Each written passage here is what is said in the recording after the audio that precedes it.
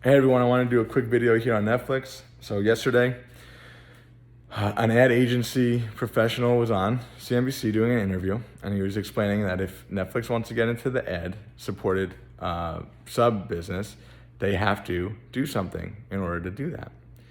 And for a long time, we've questioned why they haven't done ad-supported like Hulu does and Pandora and some of these other platforms. And what he said is pretty interesting. He said in order to do it, you have to have third-party verification of your metrics, of your viewership metrics. So that means Netflix has never done that. Whatever they tell us that their viewership metrics are, hasn't been verified, and they kind of could be making them up. So the reason why I say that is because the top 10 shows in the US today. I don't know about you, but I used to use this to figure out what to watch on Netflix until enough times where this happened, where I'd put on a Netflix original show, and that was one or two, and 3 out of 4 of the top 4 are Netflix originals right now. Put on the show, and within a half an hour, I turned it off because it's actually unwatchable television. It's that poorly made, and I would think to myself, how can that be top 10 show? There's no way that people are sitting through that whole series. That whole series, they're binging it, they love it, and there's no chance. And so that's a great way to push your content, though, is to put it on the top 10, make people to believe that everyone else likes it, so maybe they'll like it.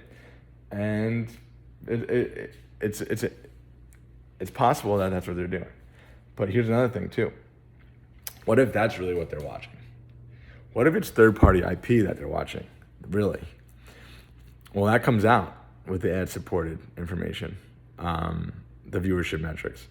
And that will help that IP, whoever owns the IP to those companies, negotiate a higher licensing fee. A higher licensing fee puts pressures on their margins unless they raise subs prices. If they raise sub prices, maybe they lose subs. It's a very difficult spot to be in if you're Netflix, and that's what the problem was. Now I think they're desperate now to do something because they're losing subs already without the ad-supported and without the viewership metrics. So here's the thing with Disney, all the competition. Disney, Comcast, they can justify spending $200 million on, say, like a Marvel film, right? They put a Spider-Man film out, and even in a pandemic, it grossed $1.2 billion, right, in the theater. And then they can rent it for $24 for 48 hours or 24 hours. And then they can also offer to let people buy it after that for $30 or whatever it is.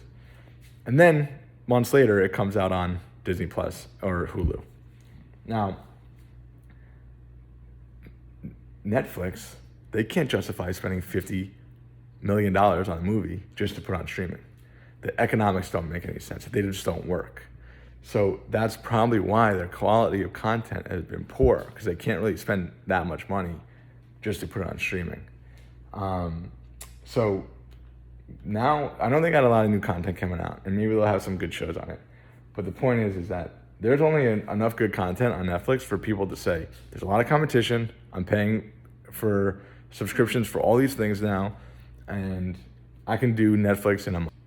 That's what I think is going to happen with Netflix, where people are going to cancel because they're just going to churn and watch whatever they like. They'll get it done in a month or a month and a half. Now, here's a key. All right, here's a key that you should take from this video. If a company that's supposedly dominant, like Netflix, like the media and the analysts wanted to make you believe Netflix was, because all these risks were here forever. If they're that dominant, you won't hear them talking about getting into an altogether different business. Netflix, why did they start talking about getting into video games a couple months back? Facebook, why did they change their name to Meta, and now that all they talk about is the metaverse? That core business that got their valuation up there is dying. If that core business is dying, you don't want to be in that. So that's a key tell that there's something going on, and you should be careful if a company starts talking about getting into an altogether different business. So let me know what you think of this video. Let me know your thoughts on Netflix, and God bless.